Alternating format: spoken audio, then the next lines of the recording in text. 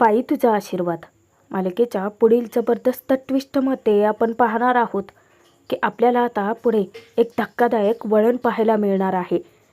रिसेप्शनमध्येच अण्णा अख्ख्या गावासमोर पुन्हा अवनीच्या गळ्यात राजाला मंगळसूत्र घालायला लावून सगळ्या गावकऱ्यांचं तोंड बंद करतात खरं, पण या घडल्या प्रकारामुळे अवनी मात्र प्रचंड संतापते आणि ती टोकाचा निर्णय घेते. राजाला घेऊन ती डायरेक्ट हॉस्टेलला निघून जाणार आहे.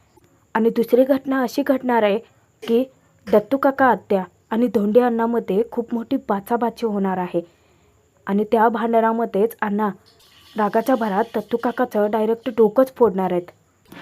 पण आता अवनी दांगटांचं घर सोडून हॉस्टेलला निघून जाते, त्यानंतर काय होणार आहे आणि दत्तू काका अण्णांमध्ये वाद का पेटतो हे तुम्हाला व्हिडिओत पाहायला मिळणार आहे.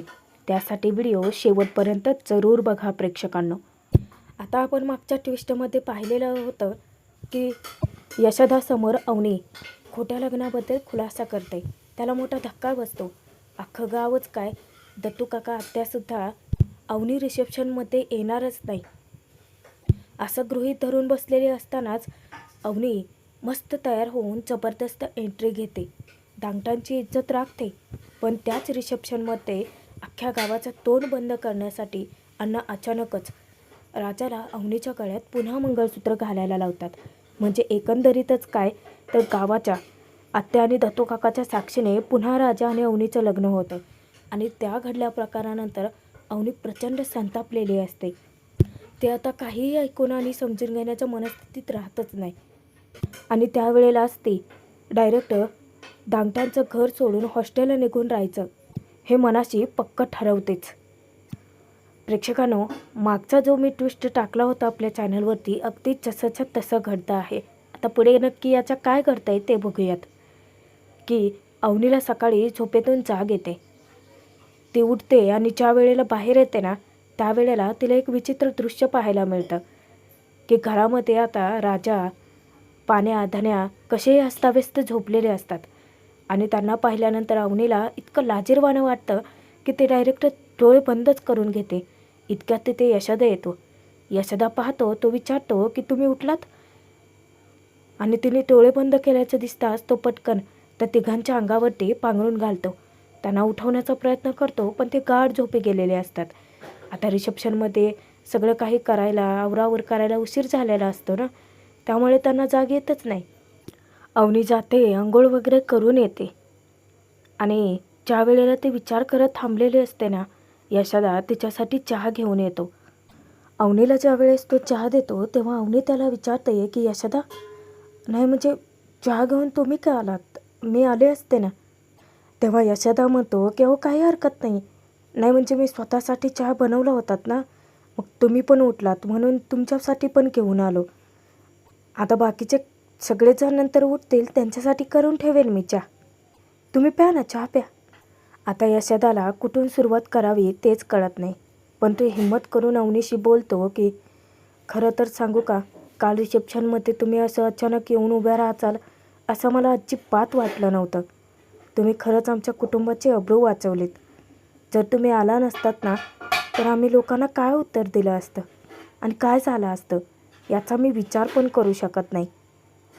नाही म्हणजे आपल्यामध्ये, आपल्या घरात जे काही वाद झाले असतील तरी आलेल्या पाहुण्यांना कोणतीही कमतरता भासली नाही. सगळे अगदी पोटभर जेवून आनंदाने गेले आणि या सगळ्याला कारणीभूत फक्त तुम्ही आहात. मला माहिती आहे की मी तुमच्याशी बोललो म्हणून तुम्ही आलात ना, खरंच मनापासून थँक्यू. यशोदा अवनीचे आभारच मानतो. त्यावर अवनी म्हणते की यशोदा हो, काय करताय तुम्ही, मला मदत करायची होती म्हणूनच मी आले. माझ्यामुळेच तर तुमच्या आणि तुमच्या कुटुंबासमोर किती अडचणी आल्या. माझ्यामुळेच तर तुम्हाला एकामागून एक संकटांना सामोरं जावं लागतं आहे. पण माझ्या मनाला अचानक वाटलं की मी हे करायला हवं म्हणून मी आले होते. यशोदा सांगतो की तुम्ही दोघांनी आवडीने लग्न केलं आहे, याच आनंदात आम्ही सगळी तयारी केली होती. पण नक्की काय घडलं आहे हे जेव्हा तुम्ही मला सांगितलं ना, खरं सांगू मला खूप मोठा धक्का बसला. अजूनही ही गोष्ट मी माझ्या भावांना अण्णांना सांगू शकलो नाही. तिथे अवनी म्हणते की यशोदा, मला समजते सिच्युएशन, पण खरं सांगू का, मला आता इथून पुढे असं काहीही दुसरं करायला सांगू नका. तेव्हा यशोदा म्हणतो की अरे रे, नाही नाही, नक्कीच नाही. यापुढे तुम्ही जो निर्णय घ्याल त्यात आम्ही तुमच्या पाठीशी असूच. या घरातील कोणतीच व्यक्ती तुम्हाला त्रास देणार नाही आणि खरं म्हणजे काही करायला पण भाग पाडणार नाही. तरीही यशोदा पुढे आता हिंमत करून बोलतो की पण जर तुम्हाला इथे राहावंसंच वाटलं, म्हणजे हे लग्न कोणत्या ना कोणत्या प्रकारे खरं मानून म्हणजे तुम्हाला जर इथे राहण्याचा प्रसंग आला, तुम्ही राहिलात तरी आम्हाला आनंदच होणार आहे. आता यशोदा हे सगळं कचरत बोलतो पण अवनी सांगते की नाही नाही, तुम्ही प्लीज असं रिक्वेस्ट करू नका. मला काय, मला इथून जावं लागेलच. मी इथे नाही राहू शकत. जितक्या लवकर शक्य होईल तितक्या लवकर मला इथून जावं लागेल आणि तेच माझ्यासाठी योग्य ठरेल. प्लीज आता इथून पुढे माझ्यावरती अशी जबरदस्ती नका करू. त्यावर यशोदा म्हणतो की जबरदस्ती नाही, म्हणजे आधी म्हटल्याप्रमाणे तुम्ही जो निर्णय घ्याल त्यात आमचं संपूर्ण कुटुंब तुमच्यासोबत असेल. तुम्ही त्या गोष्टीची अजिबात काळजी करू नका. चहा थंड होतोय, तुम्ही चहा घ्या, मी आलोच. यशोदा तेथून जातो. इतक्यातच अण्णा उठतात आणि डायरेक्ट आपलं तोंड वगैरे धुतात. त्यांनी मस्त असा रेडिओ लागवलेला असतो, तोंड धुतात, गाणं गुणगुणत असतात. पण त्यांचा सकाळचा कार्यक्रम चालू होतो. आता अवनीला इतकी घिण यायला लागते या सगळ्याची. मनातच विचार करते की छी, हे असं का वागतात. नाही म्हणजे मनाने ही लोक चांगली आहेत, पण तरीही हे कसे का वागण आहेत. पण मला लवकरात लवकर इथून निघून जावंच लागेल, हेच खरं आहे. मनातच ते विचार करते की ही परिस्थिती माझी अशी का झाली. हे सगळे माझ्या नशिबाचेच खेळ आहेत. अण्णा आता आपला कार्यक्रम करतात, म्हणजे दारू वगैरे प्यायची हो, आणि त्यानंतर आपली सायकल काढून जातात सकाळ सकाळ चक्कर टाकायला. अवनी गळ्यातल्या मंगळसूत्राकडे पाहून विचार करत असते. बाबांचे शब्द आठवत असतात. त्या सगळ्यांमध्ये ती गोंधळून गेलेली असते आणि इतक्यातच पाण्या, धन्या, राजा सगळेजण उठतात. राजाचं लक्ष जातं. तेव्हा राजा विचार करतो की मंगळसूत्र बघतात. कदाचित ते मंगळसूत्र बघून काही चमत्कार होईल आणि माझ्यासाठी का असेना पण तुम्ही थांबून जाल. जे काही होतंय ते चांगल्यासाठीच होतंय. राजा येतो आणि अवनीला गुड मॉर्निंग बोलतो. अवनी पण त्याला गुड मॉर्निंग बोलते. राजा तिला विचारतो की रात्री नीट झोप लागली का. अवनी सांगते की हो लागली. राजा अवनीला म्हणतो की मला तर खूप छान मस्त झोप लागली. खूप दिवसानंतर खरं तर अशी शांत झोप मिळाली. अवनी त्याच्याकडे रागाने बघते. तेव्हा तो विचारतो की चहा घेतला तुम्ही, चहा घेणार, मी आणून देऊ का. अवनी सांगते की नाही नको, यशोदांनी दिला होता. आता राजा अचानकच विचारतो की मग काय आज नेमका तुमचा काय प्लॅन आहे. कुठे बाहेर वगैरे फिरायला जायचं असेल तर सांगा. इथे ना मस्त एक मोठा मॉल आहे, आपण तिथे जाऊ शकतो. वाटलंच तर आपण दुपारी फिरायलाही जाऊ शकतो. अवनी विचारते की काय, मी काय इथे सहलीला आले का ट्रिपवर आले. तुझं काय चालू आहे राजा, की मॉलला जायचं, इकडे तिकडे फिरायला जायचं. त्यावर राजा म्हणतो की नाही म्हणजे तुम्ही दिवसभर घरात बसून राहिलं तर कंटाळा येईल ना, आणि असं दिवसभर एकटे किती वेळ घरात बसून राहणार, म्हणून विचारलं. अवनी विचारते की मी घरातच थांबणार आहे असं कोण म्हटलं तुला. त्यावर राजा घाबरत विचारतो की मग.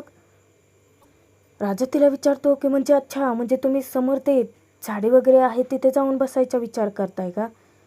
पण अहो नाही, तिथे आता थंड वाटतं, दुपारी ऊन येतं, तुम्हाला तिथे बसता येणार नाही, गरम होईल. अवनी इतकी वैतागते की हॅलो राजा, तू काय बोलतोयस, आपलं रात्री बोलणं झालं होतं ना. राजा विचारतो की नक्की कशाबद्दल बोलताय.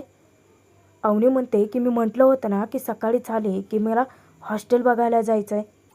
राजा म्हणतो की हां हां हां, झालं होतं, आपण बघूया, नक्की बघूया. तेव्हा अवनी हट्ट धरते की मला हॉस्टेल बघायचं आहे आणि मला आत्ताच्या आत्ता आजच इथून निघून जायचं आहे. त्यावर राजा अवनीला समजावण्याचा प्रयत्न करतो की नाही म्हणजे तुम्ही असं का वागताय. अहो मी तुमच्या स्वप्नासाठी तर तुमची मदत करतो आहे ना. तुम्ही 2-3 दिवस इथे आराम करा आणि मग आपण जाऊयात ना हॉस्टेल बघण्यासाठी. अवनी त्याच्यावरती डाफरते की तू असं का बोलतोयस? तुला कळतंय माझं इथं राहणं योग्य ठरणार आहे का? कधी ना कधी तर जावंच लागेल ना मला. राजा म्हणतो की अहो असं नाही, म्हणजे त्यात इथे राहण्यात काहीच अडचण नाही आहे. तुम्ही अगदी आरामात तुमचं हॉस्टेल शोधू शकता. अवनी पुन्हा राजावरती चिडते आणि त्याला सांगते की मला इथे राहायला खूप संकोच वाटतंय, खूप अवघडल्यासारखं होतं आहे. मला सतत ते ते सगळं आठवत राहतंय काल जे घडलं ते. प्लीज माझ्यासाठी फक्त एवढी शेवटची मदत कर. त्यानंतर माझा माझा मार्ग मी बघून घेईन आणि तुम्ही तुमचा. त्यानंतर थोडी शांत होऊन ती सांगते की कदाचित हॉस्टेल नीट मिळाले तर मी तिथेच राहीन. मी माझं सामान आत्ताच गाडीत नेऊन ठेवते, म्हणजे पुन्हा सामान घेण्यासाठी मला इथे यायची गरज पडणार नाही. राजाला इतकं वाईट वाटत असतं तरीही तो काहीच बोलत नाही.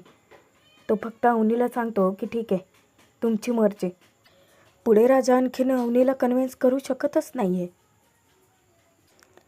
इकडे यशोदा कामावरती चाललेला असतो आणि त्याच्याचसोबत धन्या त्याच्या कॉलेजला चाललेला असतो. यशोदाला तो सांगायला लागतो की आज एकदम रस्त्यावरती चालताना भारी वाटते यशोदा, म्हणजे आपल्या घराविषयी आता कुठलीच लोक वाईट बोलू शकणार नाही, बरोबर ना? त्या सगळ्यांच्या तोंडाला काळा फासते. एकदम असं जाम भारी वाटते यशोदा. त्याला फिलिंग कशा शेअर कराव्या तेच कळत नसतं. पण खरं सांगू का, वहिनी आल्याच्या पहिल्या दिवशी परत गेल्या होत्या ना, त्यामुळे जरा भीती वाटली होती यशोदा. म्हणजे काय होणार, कसं होणार, सतत असं वाटत होतं. पण वहिनी फक्त परत आल्याच नाहीत तर आपल्या घरात एक मस्त असं जंगी रिसेप्शन पण झालं. एकदम भारी झालं ना. म्हणजे कमीत कमी 1 आठवडा तरी लोक आता आपल्या रिसेप्शनबद्दलच आणि आपल्या घराबद्दल, आपल्या वहिनीबद्दलच चर्चा करतील. आणि रिसेप्शन अण्णांनी ठरवल्यानंतर तू पाण्यादा आपण सगळ्यांनी कसली भारी तयारी केली होती ना. गाणी, लाईट, बरंच घर पण कसलं भारी असं सजवलं होतं, कसलं चमकायला लागलं होतं. आता विचार केला ना तरी जाम भारी वाटतंय.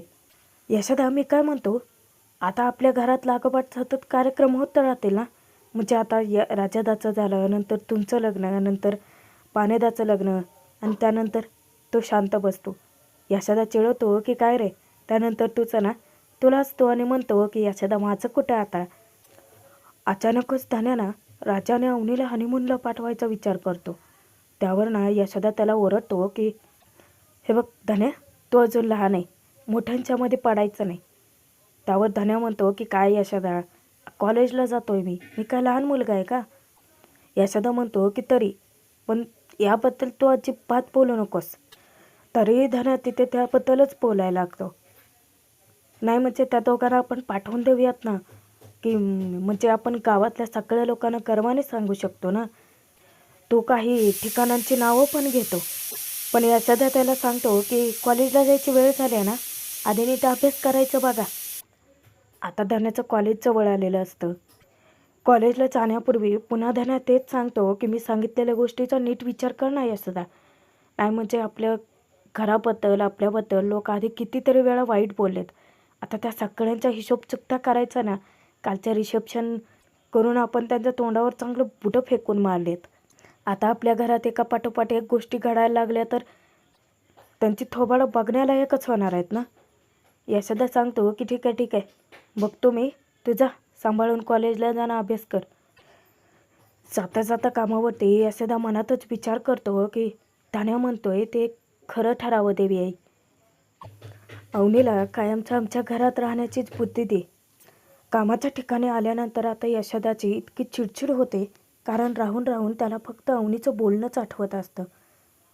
आल्यानंतर तो कामगारांना विचारतो की काय रे, तू एकटाच कसं काय आलायस? तो सांगतो की येतील ना यशोदा. यशोदा विचारतो की येतील म्हणजे किती वेळ लागतो यायला, आणि अजून कामावर न येता काय करतात ती? इतक्यात यशोदाचा पाय घसरतो. तेव्हा तो त्याच्यासोबतचा माणूस असतो त्याला सांगतो की सांभाळा ना भैया. यशोदा रागवतो की इथे कोणी ठेवले? हा, एक जणसुद्धा वेळेवर येत नाही, एक काम धड नीट करत नाही. आणि तो सुंदर कुठे गेला? काल खूप मोठ्या मोठ्या गप्पा मारत होता ना, अजून पत्ता नाही आहे त्याचा. येऊ दे त्याला, आजपासून कामावर येऊच नको असं म्हणून सांगतो. त्यावर आता तो पहिला असतो तो यशोदाला आठवण करून देतो की तुम्हीच काल त्याला दुसऱ्या साईटवर पाठवलं होतं. यशोदा म्हणतो की अच्छा ठीक आहे, त्याला सोड, बाकीचे सगळे कुठे आहेत? तेव्हा तो सांगतो की येण्याची वेळ झाली. यशोदा विचारतो की येण्याची वेळ झाली आहे असं सहज सांगताय तुम्ही, कामं लवकर संपवून द्यायला नको का? कामं सुरू होताना जर उशीर झाला तर काम कसं नीट होणार? फोन करून बोलवून घेते सगळ्यांना, आणि जर उशीर होणार आहे सांगितलं ना तर दुसरी कामं लावून दे त्यांना. तोपर्यंत राजा इकडे अवनीला हॉस्टेलमध्ये घेऊन जातो. तिथली महिला कर्मचारी असते ती राजाला अडवते, पुरुषांना इथे येण्याची परवानगी नाही सांगते. तेव्हा अवनी त्यांना रिक्वेस्ट करते की आम्ही इथे हॉस्टेल बघायला आलोत, हे माझ्यासोबत आलेत प्रवेश घ्यायला. तेव्हा ती महिला कर्मचारी म्हणते की असं आहे का, रिसेप्शनवरती वॉर्डन मॅडम असतील, आज जाऊन भेटा तुम्ही. अवनी त्यांचे आभार मानते, थँक्स बोलते आणि त्याला घेऊन जाते. आतापर्यंत अवनी कधीच हॉस्टेलमध्ये राहिलीच नव्हती, ही पहिली वेळ. ती विचार करते की ती प्रत्येकीची स्वतंत्र रूम असते की मुली रूम शेअर करतात. त्यावर राजा म्हणतो की मला कसं माहिती असणार ते, जाऊन विचारूया ना, काय म्हणतात ते पाहूयात. तुम्ही एक काम करा, तुम्ही रूम नीट बघून घ्या, तुम्हाला आवडली तर ठीक, नाही तर काय अडचण नाही आहे. आपण म्हणजे मी अजून बऱ्याच हॉस्टेलची चौकशी करून ठेवली आहे, तिथेही आपण जाऊन बघू शकतो. म्हणजे तुम्हाला रूम आवडले, तुमचं पूर्ण समाधान झालं तर हो म्हणा. अवनी जाऊन ते वॉर्डन मॅडमला भेटते. राजा सांगतो की यांच्यासाठी रूम बघायला आलोत. वॉर्डन विचारते की तुमची पत्नी आहे का? राजा कचरत बोलतो की हो. आता वॉर्डन मॅडम त्यांना बसायला सांगते. अवनी त्यांना स्वतःचं नाव सांगते. पुढे ती वॉर्डन चौकशी करते की तुम्ही इथल्याच आहात की दुसरीकडून कुठून आलात? वॉर्डन विचारते की तुम्ही स्टुडंट आहात का? अवनी सांगते की नाही. वॉर्डन विचारते की मग इथे राहण्याचा हेतू काय आहे तुमचा? अवनी सांगते की माझं शिक्षण पूर्ण झालं आहे, हॉस्टेलमध्ये राहून नोकरी शोधायची आहे म्हणून रूम बघते. आता वॉर्डन त्या हॉस्टेलबद्दल माहिती देते की 4 जणी इथे शेअर करतील अशाही रूम आहेत आणि 2 जणींच्या शेअरिंग रूम देखील आहेत. पण जर तुम्हाला एकट्याला राहायचं असेल, सिंगल रूमसुद्धा आपल्याकडे उपलब्ध आहे. त्या हॉस्टेलची माहिती असलेले टॅरिफ डिटेल्स ती सगळ्या देते अवनीला. अवनी पाहते आणि मनातच विचार करते की अरे बापरे, सिंगल रूमचे तर ते इथे खूपच महाग मिळत आहेत. ती वॉर्डन विचारते की जर तुम्हाला यातून कुठला पर्याय हवा असेल, त्यानुसार उपलब्ध आहे की नाही रूम ते मी बघते. त्यात अवनी आता ठरवते की मला शेअरिंग रूम चालेल मॅडम. वॉर्डन म्हणते की ओके, एक मिनिट, कालच एका मुलीने रूम रिकामी केली, ती रूम लगेच राहण्यासाठी उपलब्ध आहे का? नाहीतर मग तुम्हाला 1 आठवडा वाट पाहावी लागेल. 2 सिंगल रूम रिकामे होत आहेत, तुम्हाला जे सोयीचं वाटेल ते सांगा, त्यानुसार मी बोलते. अवनी रिक्वेस्ट करते की नाही नाही मॅडम, मला जी रूम लगेच उपलब्ध आहे तीच दाखवा, मला ना तातडीने रूम हवे. त्यानंतर वॉर्डन मॅडम तिथले एक फॉर्म देते आणि तो फिल करायला सांगते. राजा मनातच आता वैतागतो की काय देवी आई, हे सगळे इतकं पटापट होत आहे. यांना हॉस्टेलसुद्धा मिळालं, म्हणजे या आमच्या घरी खरंच परत येणार नाहीत का? राजाला खूपच टेन्शन आलेलं असतं. पण असं काही घडेल का प्रेक्षकांनो, की ज्यामध्ये अवनीला धांगटांच्या घराशिवाय पर्याय शिल्लक राहणारच नाही. तिला त्यांच्या घरी परत यावंच लागेल. ते आपल्याला पुढील भागात कळेलच. आणि हो, राजा अवनीचं जंगी रिसेप्शन होतं. त्यांच्या आता संसाराची चांगली सुरुवात होईल असा विचार मनात धरून आत्या आणि दत्ताकाका येऊन आता डायरेक्ट धांगटांच्या घरी राडाच घालतात. तिथे ते धिंगाणा घालतात, तमाशा करत विचारतात की तुमचा काय संबंध आमच्या घरात मंडप वगैरे टाकायचा, हे सगळे कार्यक्रम करायचे. अण्णा विचारतात की कुणाचं घर? हे घर माझं आहे. आणि त्यावरूनच त्यांच्यात बाचाबाची होते. दत्तू काका अण्णांच्या अंगावर धावून जातो आणि अण्णा त्यावेळेला त्याचं डोकंच फोडतात. पण हे सगळं का, कुठल्या कारणाने घडतं ते पुढील भागात पाहायला मिळेलच प्रेक्षकांनो. पुढचे ट्विस्ट पाहण्यासाठी सबस्क्राईब जरूर करून ठेवा.